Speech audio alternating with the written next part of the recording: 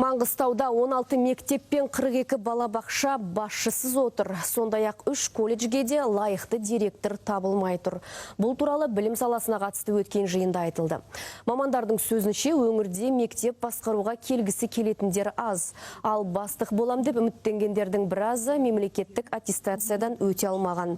Мәселен, бұл лауазымға 57 адам бағын сынап көріпті. Алайда оның 9-ы тест тапсыра алмаса, 7-еуі тиісті комиссияның сұрақтарына жауап бере алмай сынақтан сүрінген. Білікті маманның табылмауы білім сапасына да кері әсерін тигізуде дейді жауаптылар. 16 директор қазір өздерінің орнын босатты, бірақ біздер қазір директорлық орынға конкурс беріп жатырмыз.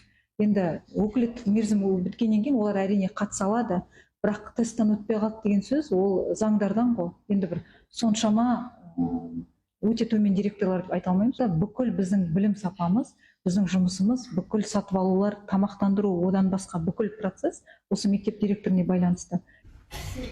Білім саласында мәселе жетерлік. Өңір мектептерінде әсіресе мұғалімдерге заңсыз артық сағат қою мен ұстаздарды арнайы сертификатсыз жұмысқа қабылдау тыйылмай тұр. Сол себепті жауаптылар осындай сыбайлас жемқорлықтың алдын алу үшін ішкі аудит жұмысын жандандыруды қолға алмақ.